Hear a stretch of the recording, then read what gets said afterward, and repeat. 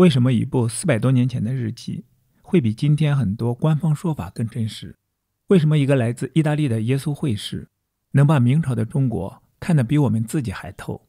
又為什麼當利瑪竇第一次把世界地圖攤開給明朝士大夫看時，那種驚訝、困惑、憤怒，甚至自尊被震碎的瞬間，竟然像極了今天許多中國人的反應？如果說一個國家在400年前就已經驕傲地自稱世界中心，並且至今仍有人堅信不疑，你會感到驚訝嗎？這篇日記不只是歷史的記錄，它更像是一面鏡子，照見一個自以為站在天下中央的古老帝國，也照見我們至今仍困在其中的思維方式，封閉、自滿、拒絕承認世界的複雜。今天我們就一起讀利瑪竇中國札記，看看這段真實的原始記錄，看看當西方的科學、地圖、制度第一次敲開中國大門時，雙方到底發生了什麼，看看一個真實的中國是怎樣被一頁一頁地寫進世界史的。他的觀察不僅記錄了明朝的繁榮、長城的防禦、遼闊的幅員，更揭示了中西方在認知、科學和外交上的本質差異。我們今天從第一章開始，放下中國人從小就被刻錄進大腦潛意識的天下觀，與利瑪竇肩並肩，開啟一場遊歷中國的旅程，更是一個思想脫胎換骨的過程。想聽更多的內容，可以訂閱我的 YouTube 頻道。讀完這本書之後，我還會就解讀中國文化這個專題，去分享更多相關的書籍。我們共同查殺掉自己頭腦中的中國文化病毒，在個體精神層面做到文化出埃及，早日躍遷到現代文明的狀態。讓我們開始吧。第一章，關於耶穌會所從事的中國傳教事業，撰寫本卷的理由及其方法。這樣的事並不是不常常發生的，大規模的遠征和轟轟烈烈的壯舉，年深日久，趨於成熟，但其創始時的情況，對於生活在這些事件以後很久的人們，卻完全是一本未曾打開的書。對這一事實的原因，經常加以思索之後，我得出的結論是，一切事件，即使是後來獲得巨大規模的事件，在開始時都是如此微不足道，以致看起來好像沒有任何希望會在後來發展成為重要的事情。這就可以說明，為什麼那些可以說是從小就培養來做這些事件的人，都並不使自己勞神費力，把當時似乎並沒有重大意義的事實銘記在心。或許還有人可以偏愛這樣的解釋：這些事業開始時就被那麼多那麼大的困難所困擾，以致我們有理由假定，參加這些活動的人都絞盡心力去完成他們的任務，再沒有什麼時間，也沒有什麼餘力來記錄所發生的事件了。以上是利瑪竇日記的第一段。在這一段之後，金尼格神父以第一人稱說明，他正致力於據利瑪竇神父遺作中收集的事實，撰寫一部歷史敘述，而這些事實原是為子孫後代的福利而寫入他的日記的。然後繼續是利瑪竇以第一人稱撰寫的日記正文。因此，我希望由於保留這樣的記錄，而使我們耶會進入中國這個閉關多少時代的遼闊領土，以及從這個高尚民族所採摘的第一批基督教果實的故事不致淹沒。另外，還有一個原因在鞭策着我進行這項工作，那就是如果或遲或早，上帝降恩從最初播下的福音種子獲得豐收，使天主教會的倉庫充實，那麼後來的信徒便可以知道，過去為了使這些可敬的人民歸依上帝所做的值得讚美的工作，應該歸功於誰的媒介。另一方面，如果情形是由於上帝的隱蔽的判斷，預期的豐收並沒有得到實現，那麼至少後代可以知道，我們這個小小的耶穌會曾經付出多少勞動和經歷多少艱辛，去驅散不信教的深厚的陰影，以及他們怎樣抱着耕耘這片新土地的崇高希望，而在熱情和勤奮的工作。此外，有誰能懷疑我們現在所寫到的整個這次遠征不是在神意的指引下進行的呢？因為它完全獻身於把福音之光帶給人們的靈魂。正因為我們有這樣的看法，所以我們力圖以如實敘述的坦率性，而不願意以溢美之詞把它呈現給讀者。在本書中，我絲毫無意貶低我們的年鑑或我們同伴們的私人信件，只要他們確實可信，並以權威為依據。而且當然他們應該是這樣的，除非他們之間偶爾有矛盾的地方。再者，我也無意在这樣一本史書中敘述每一個細節或詳論其中所涉及的各種問題，因為確實有許多別的事情是十分值得加以記錄的。中國和歐洲在風俗習慣上差別之大，正如在地理位置上的差別很大一樣。因為本書全部敘述是為歐洲人撰寫的，我認為有必要在開始記錄我們在華經歷這項主要任務之前，簡略地說一下這個國家的位置、它的風俗、法律以及其他類似的問題。我這樣做的目的是使讀者不致因經常碰到那些不得不解釋性的段落而多次中斷日記中的故事線索，從而感到厭煩。然而，有關要處理的題材，我將堅持只涉及那些與我們自己習俗不同的東西，從而這將給讀者提示一些歷史上的新東西。雖然在歐洲流傳着很多有關這類問題的書籍，但我認為任何人都不會討厭從我們同伴那裡聽到同樣的東西。我們在中國已經生活了差不多30年，並曾經遊歷過它最重要的一些省份，而我們和這個國家的貴族、高官以及最傑出的學者們友好交往。我們會說這個國家本土的語言，親身從事研究過他們的習俗和法律，並且最後而又最為重要的是，我們還專心致志日以繼夜地攻讀過他們的文獻。這些優點當然是那些從未進入過這個陌生世界的人們所缺乏的，因而這些人寫中國並不是作為目擊者，而是只憑道聽途說，並有賴於別人的可信性。事實上，我們已經把關於上述問題的討論限制在一本書有限的幾章篇幅之內，而如果考慮到其相對重要性，則每個題目都值得擴大為一本獨立的書。第2章，關於中華帝國的名稱、位置和版圖。這個遠東最遙遠的帝國曾以各種名稱為歐洲人所知悉。最古老的名稱是希納，那在托勒密的時代就已經為人所知。後來威尼斯旅行家馬可·波羅使最初的歐洲人頗為熟悉這個帝國，則稱它為 Cathay。 然而最為人所熟知的名稱 China 則是葡萄牙人起的名字。葡萄牙人在大規模海上探險之後到達這個王國，並且直到今天仍在東南部的廣東省進行貿易。 China 這個名稱被意大利人和其他幾個歐洲國家稍加改变，因為他們不熟悉和拉丁語略有不同的西班牙語的發音。所有西班牙人讀 China 的發音都和意大利人發 Sina 這個音相同。根據我的判斷，毫無疑問，這就是被稱為吃馬肉的那個國度，因為即使到今天，這個幅員廣闊的帝國還在吃馬肉，大致很像我們吃牛肉那樣。我也毫不懷疑，這就是被稱為絲綢之國的國度，因為在遠東除中國外，沒有任何地方的絲綢有那麼富饒，以致那個國度的居民無論貧富都穿着絲綢，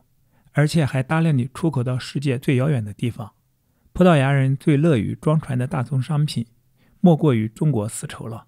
他們把絲綢運到日本和印度，發現那裡是現成的市場。住在菲律賓群島的西班牙人也把中國絲綢裝上他們的商船，出口到墨西哥和世界的其他地方。在中華帝國的編年史上，我發現早在基督誕生前2636年就提到織絲綢的工藝。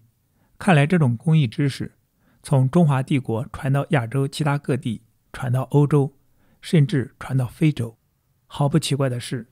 中國人從來沒有聽說過外國人給他們的國度起過各種各樣的名稱，而且他們也完全沒有察覺這些國家的存在。在他們當中，沒有發現這些名稱的任何跡象，也沒有任何理由可以解釋這麼繁多的名稱。中國人自己過去曾以許多不同的名稱來稱呼他們自己的國家，將來或許還另起別的稱號。這個國度從遠古時代就有一個習慣，常常是統治權從一個家族轉移到另一個家族，於是開國的君主就必須為自己的國家起一個新的國號。統治者這樣做時，是根據自己的愛好而賦予他一個合適的名稱。因此我們讀到這個國家在一個時候稱為唐，意思是廣闊，另一個時候則稱為虞，意思是寧靜，還有夏，等於我們的偉大這個詞。後來它又稱為商，這個字表示壯麗，以後則稱為周，也就是完美。還有漢，那意思是銀河，在各個時期還有過很多別的稱號。從目前在位的朱姓家族當權起，這個帝國就稱為明，意思是光明。現在在明字前面冠以大字，因而今天這個帝國就稱為大明，也就是說大放光明。與中國接壤的國家中，很少有知道這些不同名稱的，因此中國境外的人民有時就稱它這個名稱，有時又稱它另一個。今天交趾人和暹羅人都稱它為秦，從他們那裡，葡萄牙人學會了稱這個帝國為 China， 日本人稱它為唐，韃靼人稱它為漢，而生活在更西邊的撒拉遜人，也就是穆斯林人，則稱之為 Cathy。 在中國人自己，也就是拉丁作家們總是按托勒密的辦法，經常称他們為中國人。除了新王朝一來就取一個新名字以外，這個國家還有一個各個時代一直都沿用的稱號，有時候別的名字就和這個稱號連用。今天我們通常稱呼這個國家為中國或中華，第一個詞表示王國，另一個詞表示花園，兩個字放在一起就被翻譯為位於中央。我聽說之所以叫這個名稱，是因為中國人認為天圓地方，而中國位於這塊平原的中央。由於有這個看法，所以當他們第一次看到我們的地圖時，發現他們的帝國並不在地圖的中央，而在最東的邊緣，不禁有點迷惑不解。利瑪竇神父替他們繪制一幅世界地圖，並以中國字加以標注時，他尊重他們的看法，便安排的是中國帝國多少佔據着中央的地位。然而現在中國人大多承認他們以前的錯誤，並引為笑談。在這裡加一句，到了今天的2025年，不少的牆內中國人的認知依然還不如明朝的人。這些人生活在互聯網時代，居然依然認為中國是世界第一，吵吵着讓外國人來抄作業。這種認知的退化甚至返祖現象也是很幽默。好，繼續回到這本書。權威遍及這個龐大王國的那個人就被稱為天王，因為中國人認為他們的遼闊領土的範圍實際上是與宇宙的邊緣接壤的，與他們國家相鄰接的少數幾個王國，在他們知道有歐洲存在之前，就僅僅知道這幾個國家，在他們的古籍中幾乎是不值一顧的。如果對一個歐洲人來說，這種自封的管轄權似乎有點奇怪的話，那麼就請他想一想，如果中國人聽說我們也有很多統治者在並不管轄中國的廣大領域的同時，卻給自己加上同樣的頭銜，他們一定會同樣感到驚奇不止的。關於被稱為中國的這個王國的名稱，就談這麼多。說到中國的版圖，各個時代的作家們都在他的名字之前冠以一個大字，這實在是很有道理的。就其領土漫長的延伸和邊界而言，它目前超過世界上所有的王國合在一起，並且就我所知，在以往所有的時代裡，它都是超過他們的。中國南部以北纬19度為界，終於他們所稱的海南島，這個字即南海的意義，由此伸展至北緯42度，直達北部長城。中國人修建長城作為與韃靼的分界，並用於防禦這些民族的入侵。在西邊，中國的疆界自福島測定位於東經112度，他們叫做雲南的省分期，並由此向東延伸，直到日出之海的東經132度為止。在我们恰好旅行過帝國的那些地方，我們利用數學家使用的星盤和其他這類儀器，曾親自確定過這些邊界的位置。我們還對照中國檔案中月亮盈虧的數據，並特別研究天體圖來檢驗我們的結果。在中國的檔案中，對新月和滿月都有精確的描述。據我看，就這個國家從南到北的長度而言，已不可能再增加什麼，因為我的同伴們在兩端都已付出勤奮的勞動。然而，對於這個國家所跨寬度的測定，卻不能說同樣的話。如果蒙上帝恩寵，將來我的一些同伴們能把福音之光帶到更西邊的地方，而且在這些旅行中，他們對這個國家的寬度做出更準確的測量，而與我所測定的數字不同，那麼我敢說差異也會很小。然而在這種情況下，我將十分欣然地承認他們在這一問題上的權威，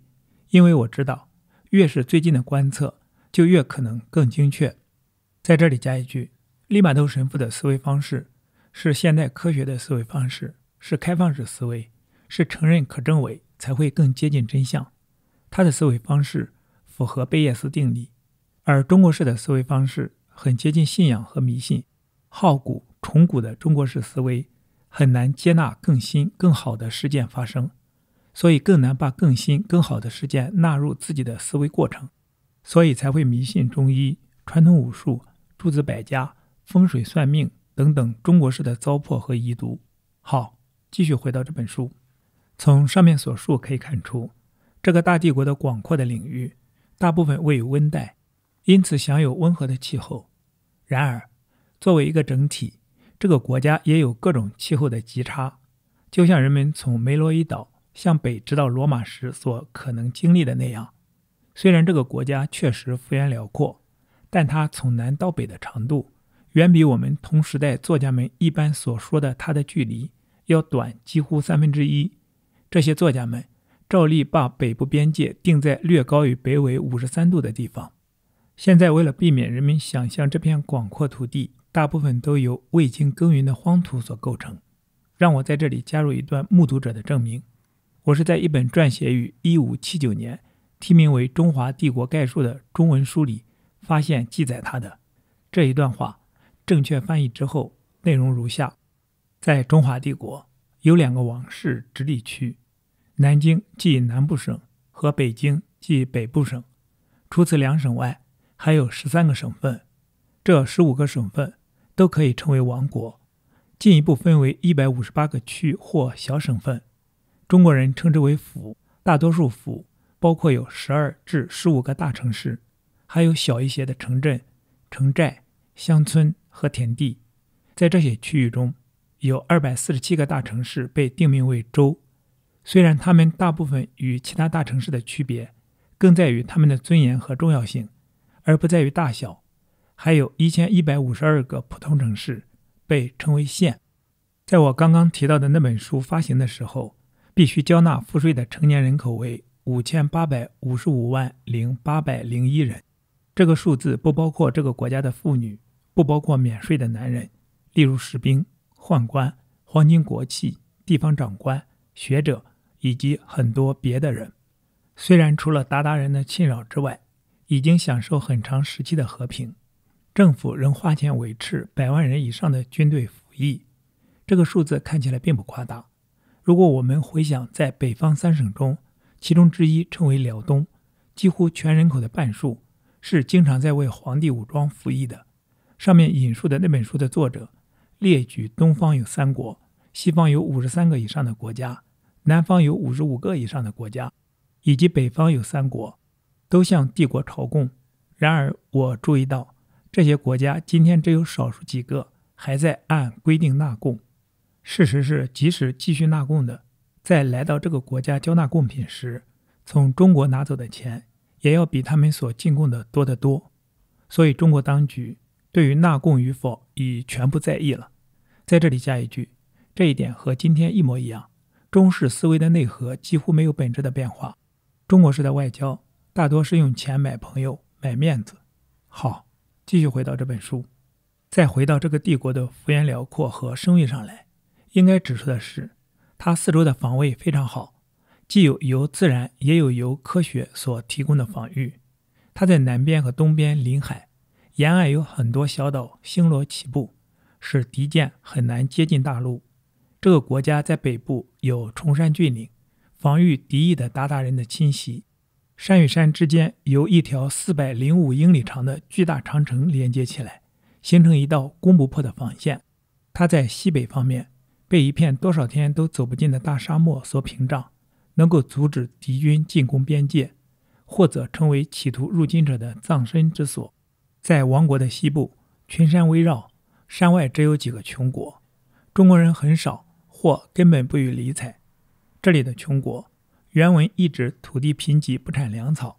因為他們既不怕他們，也不認為值得奪取他們。好，今天的讀書分享暫時到這裡。今天我們讀了第1章，關於耶穌會所從事的中國傳教事業，撰寫本卷的理由及其方法，和第2章，關於中華帝國的名稱、位置和版圖。期待在下一次的讀書分享中與你再相逢。